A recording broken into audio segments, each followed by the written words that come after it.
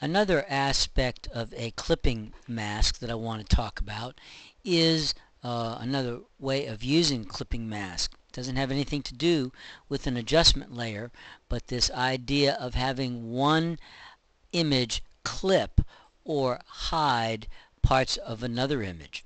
And notice that right now in my canvas here, I have the duck, the red duck, in front of a smaller image of my dune right back there.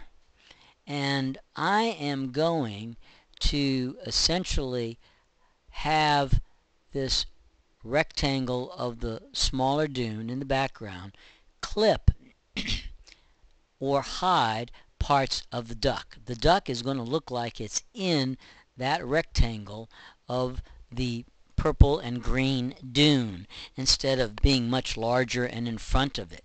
It will be like it's in a picture frame. And so what I'm going to do here is, in fact,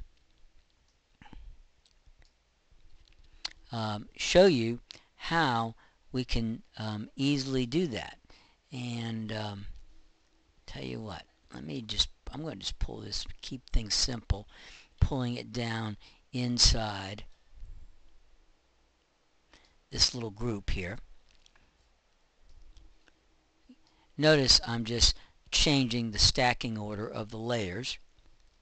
And now what I'm going to do, the duck and the smaller little dune, I'm going to do that thing I showed you in the last video, which is put my cursor right in between these two images, press the Option PC Alt and click. And now look at what just happened. The duck is now appears to be in the same frame as that small dune. The duck can still be moved around, you see, like this. And so I haven't lost the duck image. It's as if it's in a picture frame with that small dune image. And that's because the rectangle of the dune is clipping or hiding the edges of the duck. And it's a pretty nifty little trick. So we're going to use also masking in general comes up in a lot of different ways and a lot of different places throughout Photoshop and Illustrator, the concept of masking. So we're going to talk about different versions of different kinds of masks on a number of different occasions. So we'll get back to that a little bit later. I'm going to jump over to the layer styles. This little symbol again at the bottom, I'm purposely, by the way, ignoring this layer mask. We're going to come back to that. But I want to look at this FX or layer effects styles. And this adds some pretty nifty things that folks like myself probably use way too much. Things like the drop shadow and the bevel and the emboss, but they are wonderful filters that are easy to access very quickly. I'm going to bring up the dialog box and here you can see it. Now I can't control the size of this, and so I'm going to try to put it here so that you can see most of it and still watch what happens to the images on the screen. For instance, I'm going to go to this small dune, this green and purple dune image back here, and I'm going to say let's put a drop shadow on that image. And generally we I'll tell you what, actually let me cancel that for a second. I picked the right image. I had the duck chosen, so I want the dune chosen, and now I'll go back to this, and here I can add a drop shadow. You see it already has popped up here, and with your cursor, I'm just clicking and dragging with my cursor. The shadow in particular you can move around manually, and that's a real nice nifty little trick. and I'll increase the size, which softens it. There you have it. I'm going to suggest that this right here, the global light button, this comes up numerous times in these various tools, and the global light button I strongly suggest should be unchecked, because it will then make all the shadows, in this case the shadow, that you might add to multiple images, and then you go to move one of them, and it moves all of the shadows on all of the images on your canvas. So global means kind of universal, and you generally want to control them individually, not all together, and have them locked together, if you will. So I'm going to suggest you uncheck global light. Also, with the things like the shadow, we can change the color. It doesn't have to be black, so just click right here, and once again we can go in, and I'll pick a dark blue, let's say. I tend to like shadows not so muddy, so I'll pick a dark color, and you can't even see that it's not blue, but it's just not quite as dirty and muddy.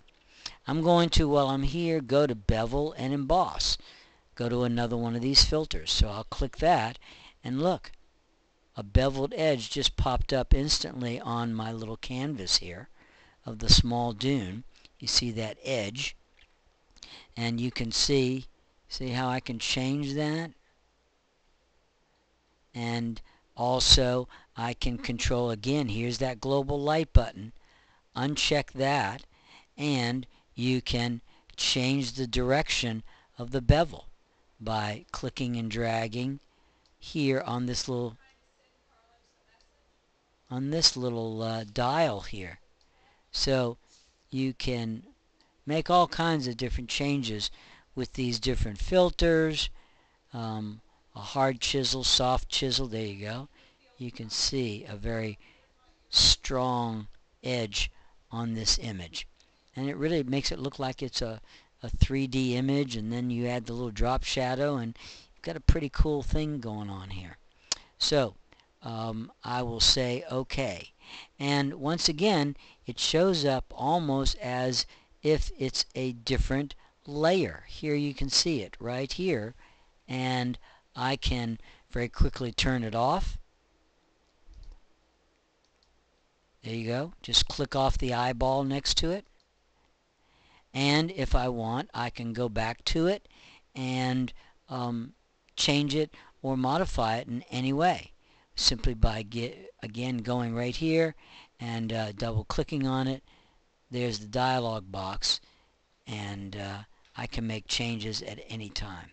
So that is a very cool little trick. The other thing that I want to say, a couple of quick things. One is, you can see right here next to where it says FX, I can turn the triangle to collapse it. You see that? And we can also quickly and very easily duplicate this drop shadow and this beveling on another layer of our canvas. For instance, I will actually apply the beveled edge and the drop shadow to the duck. And that's pretty easy to do. Let me show you. All you need to do is press the Option Alt key and literally drag the effect up to the layer you want to add it to, and let go, and there you see the drop shadow just popped into the duck picture. And it's exactly the same numbering and the exact same intensity as the drop shadow that's on the larger picture. Let's do the same thing with the bevel. We'll literally press the Option Alt, click and drag it up to the duck, let go, and there you see we just added the beveling from this outer frame to the duck itself, and there you can see it. So it's a really nice, fast way to duplicate your layer styles and layer effects from one image to another. Option, drag it on top of the layer you want to add that effect to, and there you have it.